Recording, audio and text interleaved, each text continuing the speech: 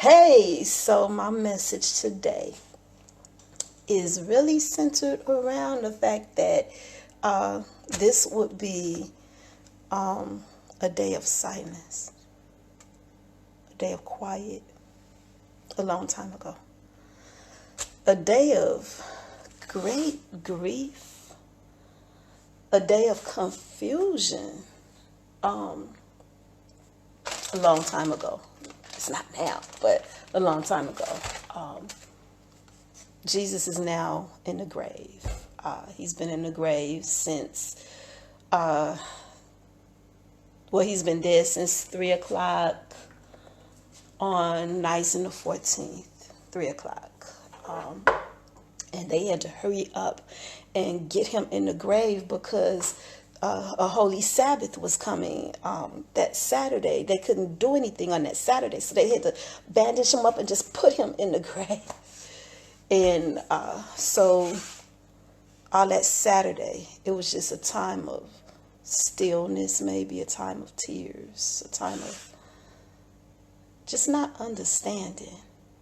And so my message to you today is that just because something is hidden doesn't mean nothing is happening. And so I did this video yesterday. And in the video, I planted some orange seeds that I had. I had 5 orange seeds, and so I planted them in some dirt.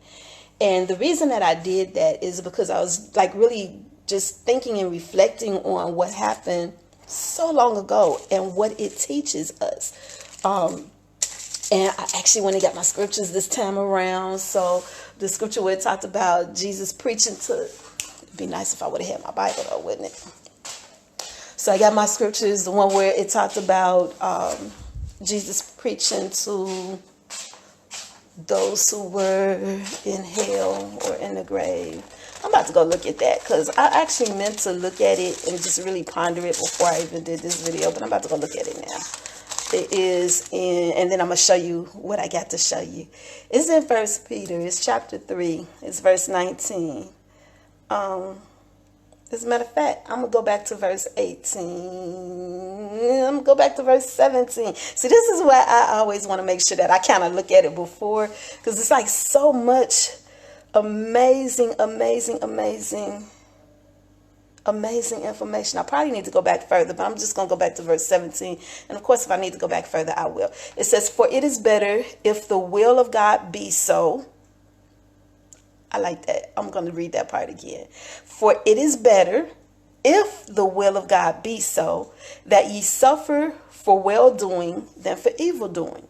For Christ also hath once suffered for sins, the just for the unjust, that he might bring us to God, being put to death in the flesh, but quickened by the Spirit, by which also he went and preached unto the spirits in prison, which sometime were disobedient, when once the long suffering of God waited in the days of Noah."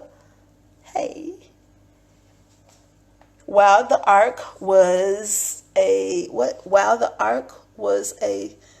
preparing, wherein few, that is 8 souls, were saved by what? Okay, so that's King James Version that I got in front of me, and that's why I kind of like, what? Like, usually with the King James Version, I have to go and like read it a few times, and that's why I love the NIV, because I catch it like that.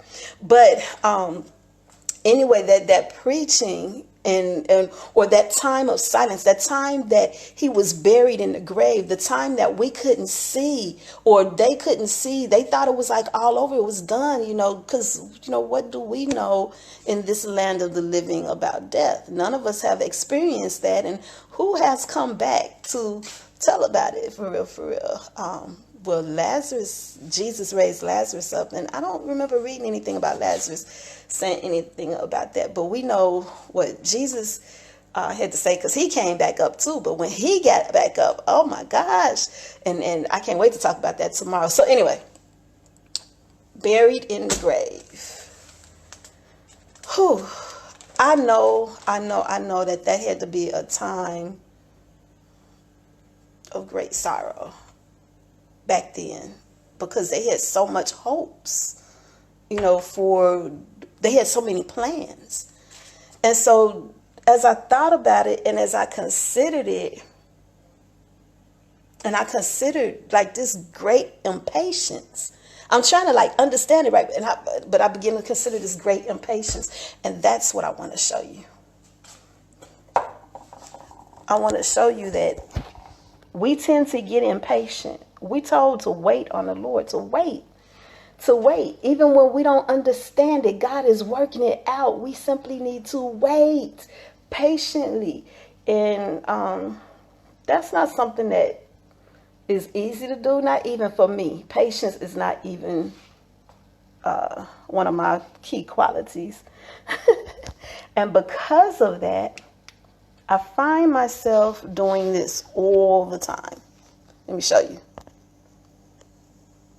My little garden. I find myself doing this all the time, like looking, like I be in here like, so what's going on? Like, I planted these seeds, look, the 19th, what's today's date? And that says March the 19th. What today's date? What's going on?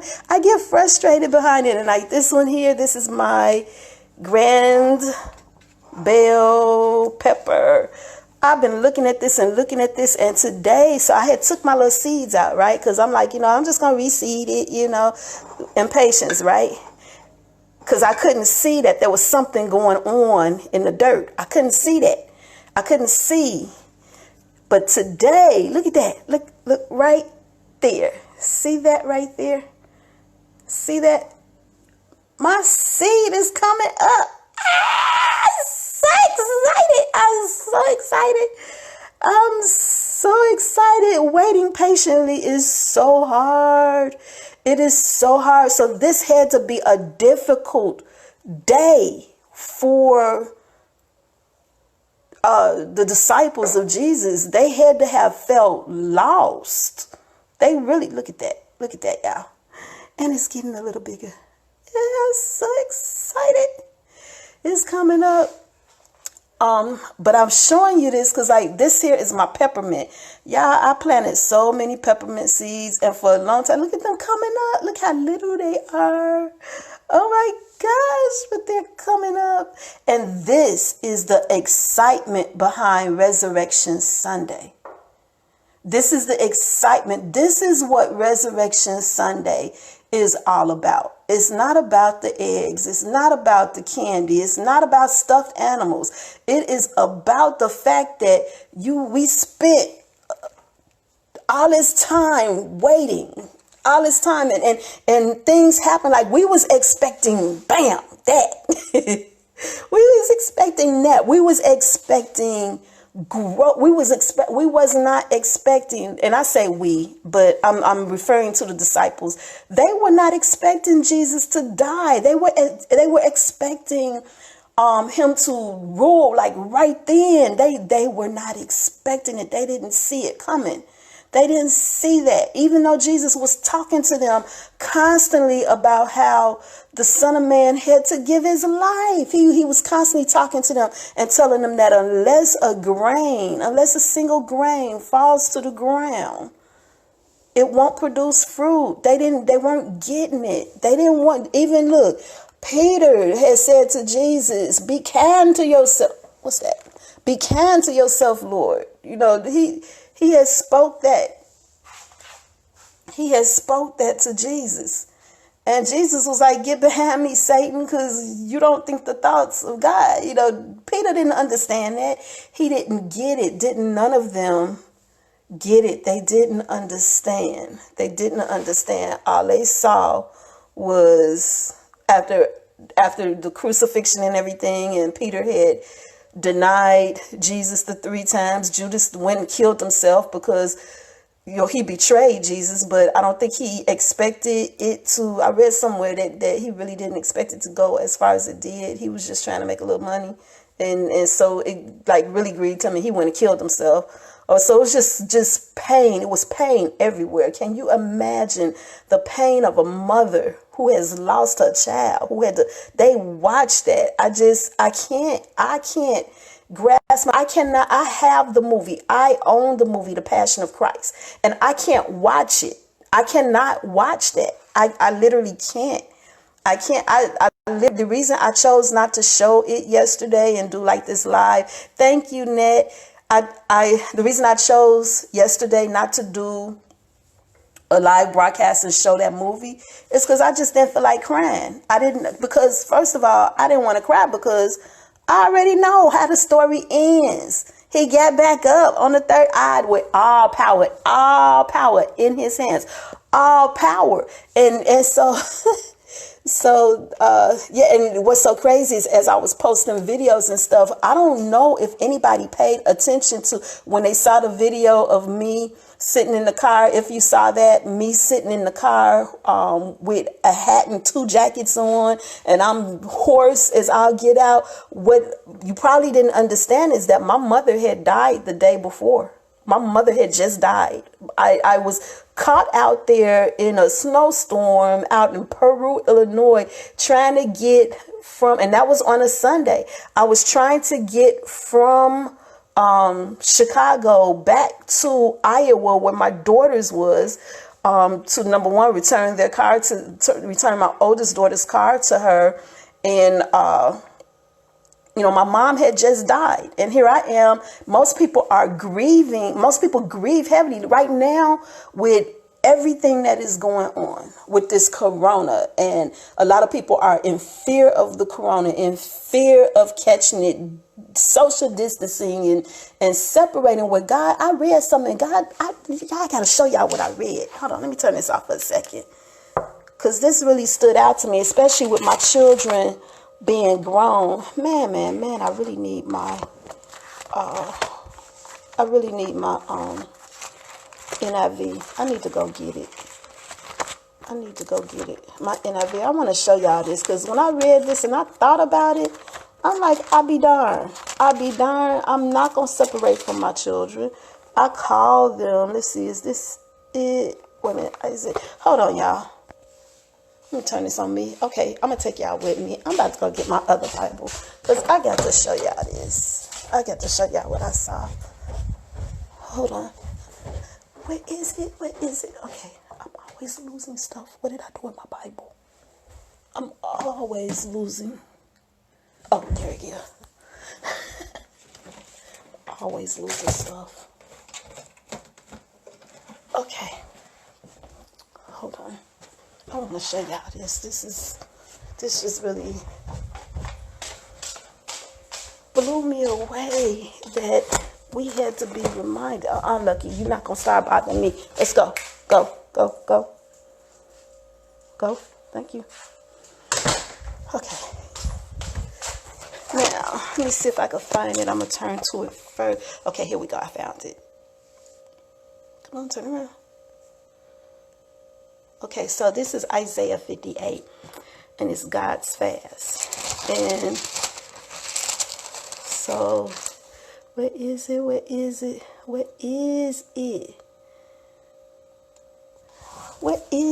Because God has said in here about not separating from your children. Y'all look at me, I'm looking through this. Like, oh, right here. Here it is. Hi, Regina. Here it is. It's verse 7. Now, this is God's fast, right? And so, one of the things I had shared when I was doing a video about fasting was that it's not about not physically eating. It was more so about being still before the Lord and listening to the Lord. And so what happened was in these earlier verses, God was getting on people that fast. And he's like, you do it. He said, yet on the day of your fasting, you do as you please. And so, and I think I ended up sharing that song that I wrote about loving God the way he wants to be loved. So then down in these verses here, he's talking about the fast that he approves of. He says, is not this the kind of fasting I have chosen? And he went on to explain it. But in verse 7, it says, is it not to share your food with the hungry and to provide the poor wanderer with shelter? And catch this, when you see the naked to clothe him, and not to turn away from your own flesh and blood. And so I mention that because, like, all of my children live on their own, all of them. So we're empty nesters. We're empty nesters. They all live on their own. But during a time like this, you know, when there's so much fear of catching this COVID and all that other stuff, will I allow that to keep me separated from my own children if they need me? I'm like, oh, let me look at what God's word say. It say, and not to turn away from your own flesh and blood. So yeah, no. Yeah, no. I will not allow that to happen. And I just got through talking to my oldest son, and even more so, we find ways to connect. Like I said, we all have our own homes, so we use Marco Polo, and we have all these avenues to stay connected. And that was one of the things that I was trying to share with the as far as like the church and the groups and the meeting, to stay connected, to use these avenues to stay connected one to another. It's important, because what happens is when you're not connected and you can't see what's going on, and you feel like you just out there, by yourself, it becomes like this. It's a grief time. It's a time where a person feels lost. They feel disconnected. They feel like they're grieving. I can't even begin to explain the grieving. I'm doing the best that I can, y'all, to try to explain that grieving process. You just feel like you're out there. Where am I? That was Isaiah 58, Regina. That was Isaiah 58 that I was looking at. Isaiah chapter 58, and it's the whole chapter. It's the whole chapter, Isaiah 58. And so again, the reason why I'm here is I just want to make sure that when we're looking at this, when we're looking at these issues, these things that look like it's dead, that look like nothing is going on, it's times like this that I need to be patient. I'm talking about me. I need to be patient, because when I'm patient, then I begin to notice that. I promise y'all, this is just coming. I saw that little one right there. I saw that little one, and I was tripping because the peppermint seeds are so tiny. They're tiny. Look, I always thought the mustard seed was the tiny seeds, you know, because Jesus said if you have faith the size of a mustard seed. But let me tell y'all, peppermint seeds are so tiny. You see those little dots around the edge of that cup right there? Those are probably peppermint seeds. That's literally how tiny those peppermint seeds are. Those are probably peppermint seeds, for all I know. But the impatient, because for a long time, I planted this March the 20th. It is now April 9th? April 10th, maybe? April 9th, April 10th. And for a long time, this is all I saw. Just dirt. Well, that's a little, and y'all just don't know. I so want to like mess with that right there, because I think that's a sprout coming up. So I so want to mess with that, and I'm going to like leave it alone for a little while. But this is all I saw, just dirt. And you can't see anything under the dirt. You can't see the process. You can't see nothing. You just have to stand by faith and believe that you're going to get this. You got to stand by faith and believe that that's what you're going to see, instead of just dirt. Oh, hold on. Hold on, y'all. I know what's going on with that. Hold on. Oh, my gosh. Me and this phone. Let me see. Get y'all some juice. Bam! Juice. Juice. That's why it's important to stay connected. I don't know if y'all caught that. I don't know if you saw that. My phone was getting ready to die. And right before it gets ready to die, everything goes dim. It doesn't cut off immediately. It just goes dim.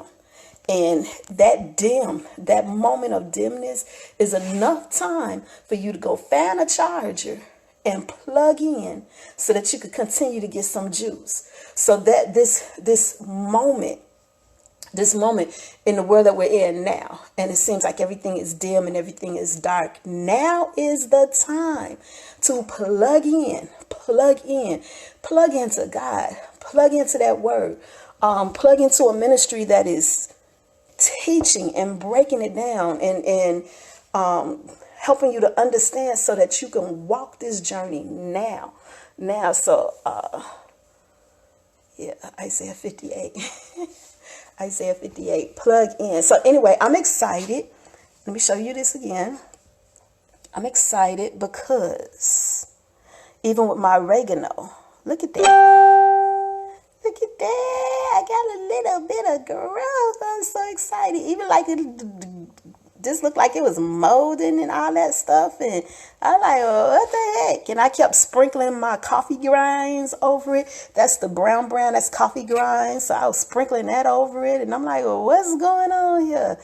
And I promise y'all, I'm the most excited about my peppermint. I promise you guys, the patience is very difficult. Very difficult. Very, very, very difficult patience.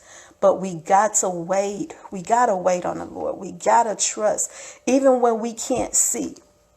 We cannot stop believing. If I would have stopped believing that I was going to get anything out of this cup, if I would have stopped believing, I would have threw my peppermint away. Look at them. Look at all that life. I would have threw it away if I would have stopped believing. So I can't. So these ones back here, even though it's been a while, I got to keep believing. There's some stuff that's going to sprout up really quick. There's some that's going to sprout up really quick, and brave the elements. And there's some that's going to take a little longer. But if it takes a little longer for it to sprout up, I needed this fasting part for so long. I've been asking. Oh my gosh, Regina, I'm going to tag you. I got to find it. It's a video that I did where, look, oh my gosh, about the fasting. We've made it religious. We've made it all about not eating. And so people would tell you, well, you can only eat between these hours, say 6 a.m. to 6 p.m., or you can't eat anything after 6 p.m. to 6 a.m., or you could do a partial fast, or you can only eat this and you can only eat that. And all of those were symbolic, and we didn't get it. So look, if you were really broke it down for me about fasting, and like we saw this, where God was saying, now this scripture, I love this scripture because here God was saying that all the stuff that we do today, that we doing it, like, okay, verse 3, why have we fasted, they say, and you've not seen it? Like, are you paying attention to how it says, why have we humbled ourselves and you have not noticed? And so God answers, he says, yet on the day of your fasting, you do as you please and exploit all your workers. Your fasting ends in quarreling and strife and in striking each other with wicked fists. You cannot fast as you do today and expect your voice to be heard on high. God is like literally saying, I'm not paying attention to all this stuff y'all doing. All your celebrations and your holy days and all these conferences you're doing. He's like, I'm tired of this stuff. I'm not paying attention to this stuff, because it's not about him. We do it and it's all about us. It's about me speaking. It's about me singing, and none of it is about God. So anyway, I was looking for fasting. Or was I looking for fasting today? I don't think this day I was particularly looking for fasting. I don't remember what I was looking for, but I saw something. This is Matthew. And it's Matthew chapter 9. I never forget. I can't remember exactly what I was looking for. It had something to do with Jesus. It has something to do with him. But when I saw this, and so here it is. It's problem concerning fasting. It says, then John's disciples came and asked him, how is it that we and the Pharisees fast? These are John's disciples, John the Baptist, his disciples. He said, how is it that we and the Pharisees fast, but your disciples do not fast? And so Jesus answered him and said, how can the guests of the bridegroom mourn while he is with them? The time will come when the bridegroom will be taken from them, then they will fast. So this day, look at God. Look at God. Okay, you're bringing me back to the fasting thing. I see you. I see you. I don't quite understand it, but I do see you. So, the reason that I'm reading this now, or why it's standing out to me now, it says the time will come when the bridegroom will be taken from them, then they will fast. So here's the deal. That time that he was talking about, I mean, for a long time, Jesus had been telling them that he was going to die. And so this time that he was just talking about is what happened today, so long ago, with Jesus being in the grave. It was a time of mourning. It was a time of fasting. And so there was something else that I ended up being shown at the time that I read that. And it was Jacob. Do you remember? Was it Jacob? Jacob. Yeah, Jacob. Do you remember the scripture where it talked about Jacob grappling with the angel all night long?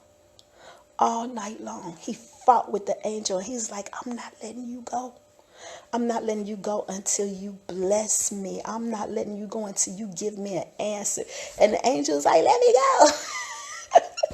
And so the angel touches him in the socket of his hip. Now, I don't know about y'all, but every now and then my hip goes out on me. I could be walking in a store and my hip will be like, bloop. And I'll be like, you know. And then I start limping through or like walking. And so when I think about that and I realize, see, the angel said, let me go. And Jacob was holding on. He's like, I'm not letting go. And he all night long. And so when the angel touched him in the socket of the hip, Jacob still didn't let him go. Even when he was in pain, he still did not let the angel go. That is a word for us today. Because sometimes, like when people is grieving or they're in pain, or they won't go to church. They won't, well, you know, like we don't meet now like we used to, but people have done that.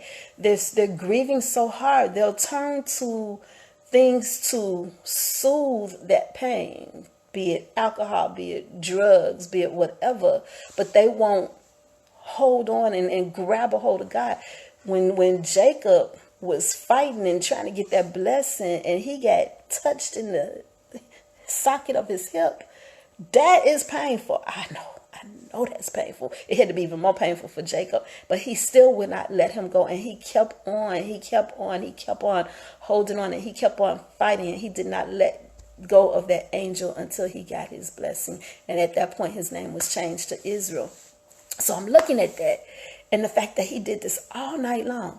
And then I was looking at, I think it's Mark chapter 9, where the disciples was trying to cast this demon out of this boy who had epileptic seizures, and they couldn't do it. And Jesus dealt with them, you know, y'all a little faith, you know. And then after everything was over, they quietly went to Jesus and asked him, why is it that we couldn't cast this out? And Jesus said to them, some things you cannot get rid of except through prayer and fasting. So that's what caused me to go and look. And then I began to just really pay attention to this. And I began to pay attention to Jesus and what he did and how he would steal away early in the morning. He'll get up early, just so that he can have that quiet time with the Lord.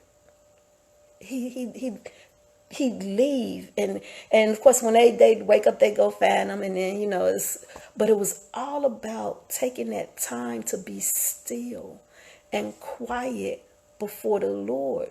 But what happens is today we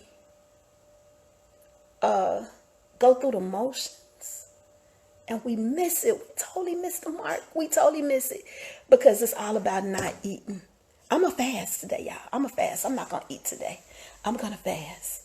And while I'm fasting, I got all the stuff that I need to do around the house. And while I'm fasting, I need to go and run some errands. I need to go to the store. And while I'm fasting, I think I'm going to catch the news, you know, see what's going on in the news. And while I'm fasting, I need to get on the phone and make a couple of phone calls. And while I'm fasting, and we totally totally miss it. Oh, it's 6 o'clock. I'm so hungry. I need to eat. Because the only time I can eat is between 6 and we totally miss it. We totally miss it.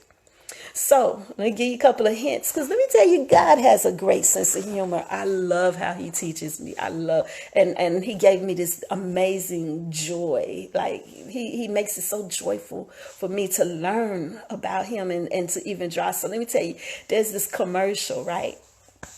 And so with this commercial, it's a Twix commercial. And so with the commercial, this dude is asked a question. And the question that he asked is like, so he put a Twix in his mouth, right? So he can't, he can't say anything, right? Now, flip that for a second. And our mouths is moving when we eat, right? Take the food away. It's about being quiet. I begin to get it. See, God tells us to humble ourselves. This is 2 Chronicles chapter 7, right? Verse 14. He said, if my people who are called by my name will humble themselves, will pray. That's the second thing he said. Will seek my face and turn around. The seeking of it, first of all, humbling yourself when you realize, okay, I tried, I can't, I need help. Humbling myself. Then praying, talking to God, telling him what's going on. Then seeking his face. That's the fasting part. It means zip it. I mean, for real, it means opening your ears and not your, oh my gosh, but we've made it to mean something else. And because we've done that, we've missed it.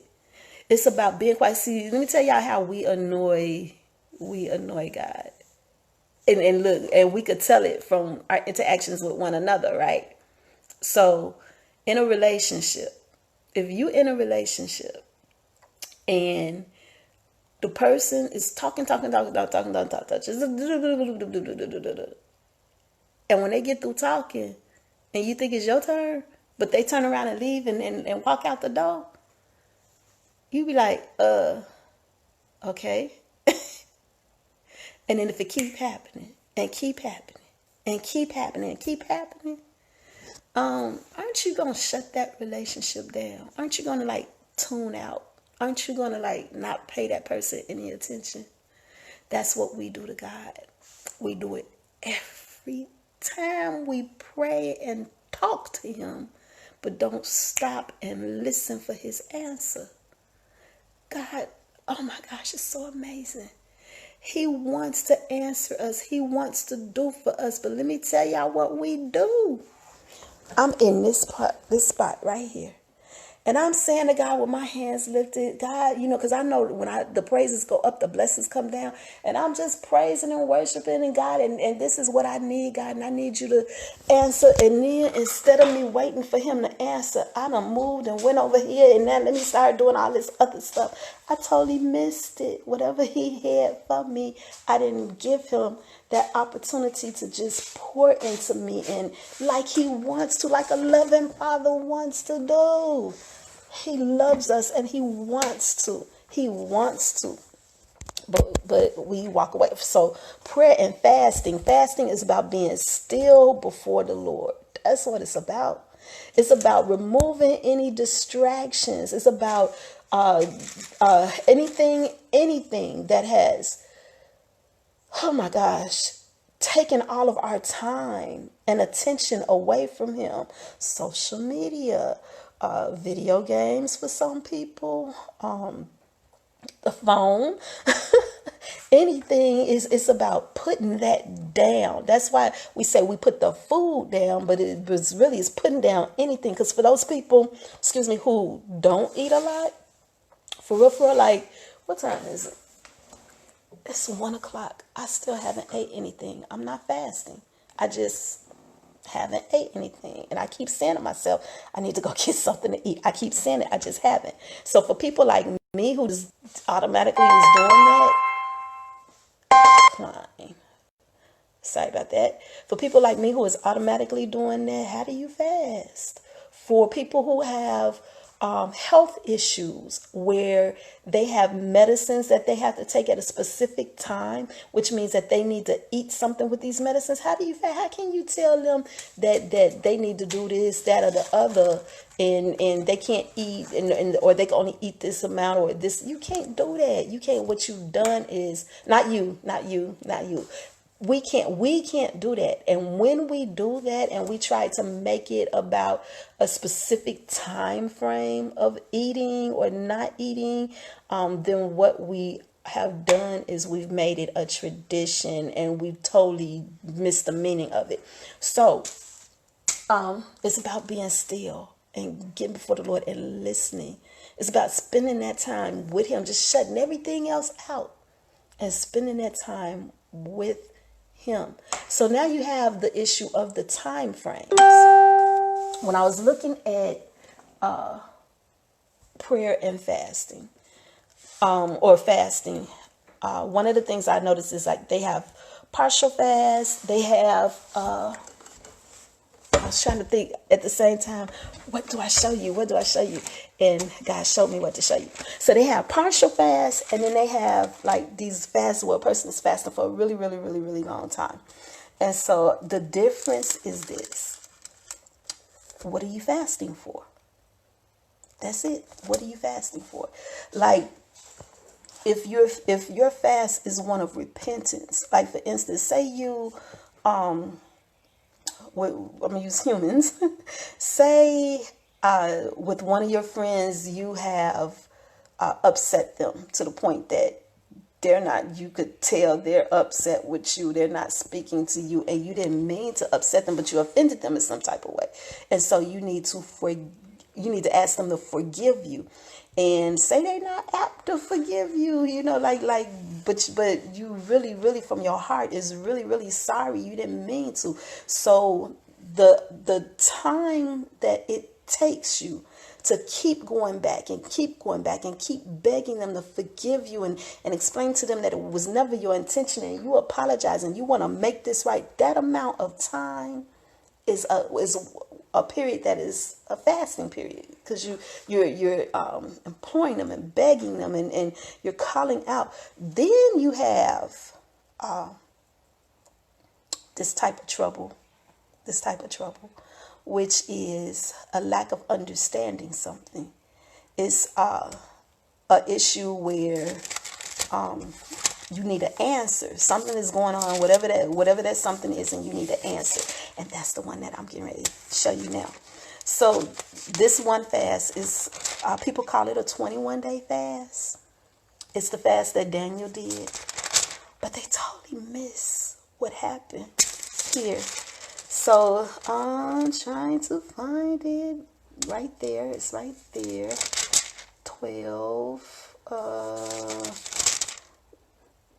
Daniel. Okay, so it's Daniel chapter 10, the 21-day fast that people talk about a lot, right?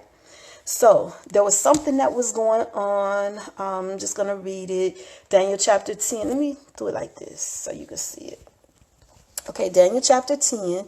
It says, in the third year of Cyrus, king of Persia, a revelation was given to Daniel, who was called Belteshazzar. Its message was true, and it concerned a great war. The understanding of the message came to him in a vision. At that time, I, Daniel, mourned for 3 weeks. 3 weeks, 7 days in a week, 3 weeks, that's 21 days. He said, I ate no choice food, no meat or wine touched my lips, and I used no lotions at all until the 3 weeks were over.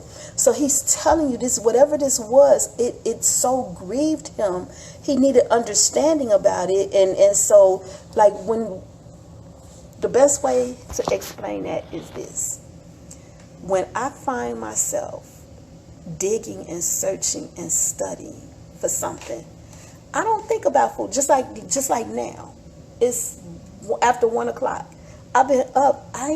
Food has not crossed my mind. I thought about it, but and if I don't stop and make myself eat something, I end up going and not eating anything. So this that caused him to be in prayer. He was in such a deep prayer, and he was his focus was so that he realized he hadn't eaten anything. So let me go on.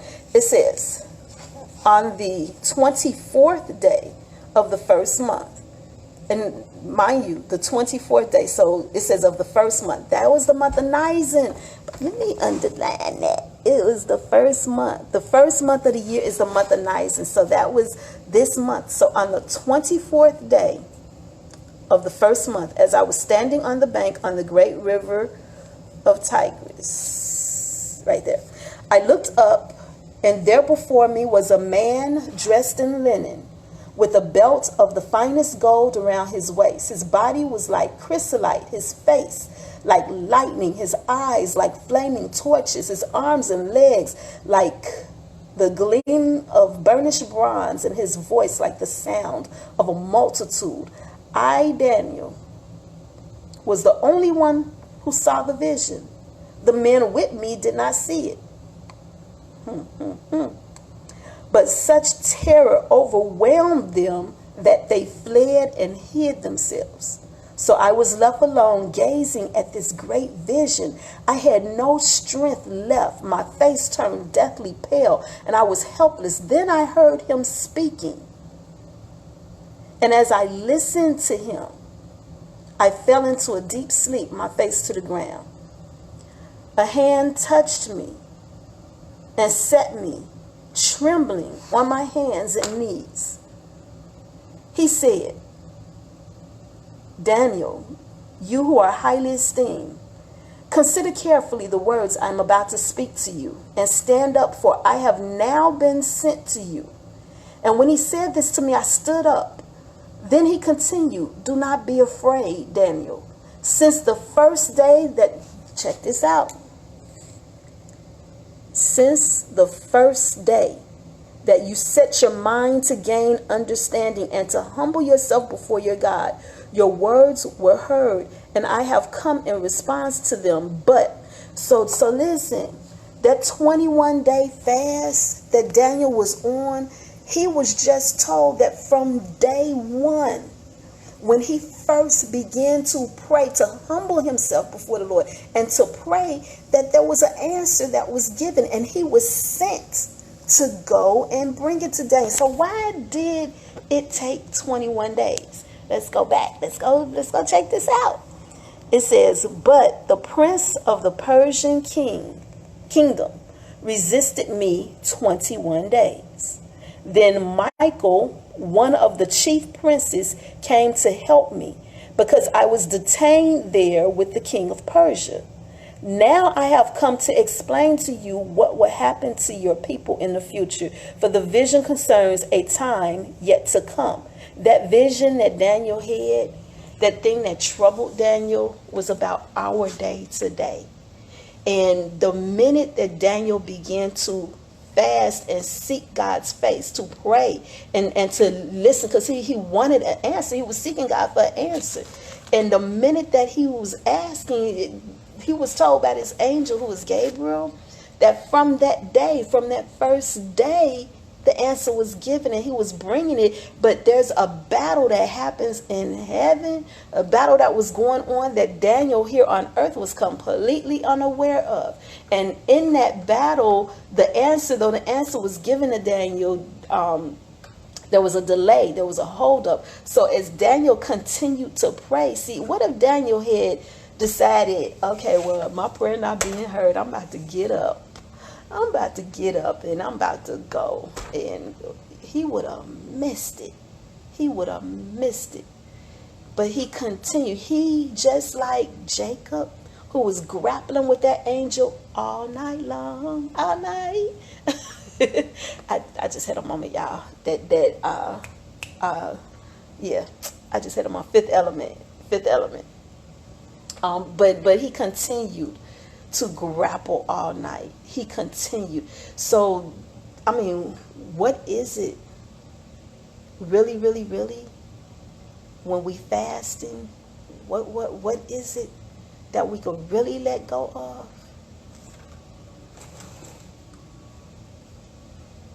I'm not about to tell you.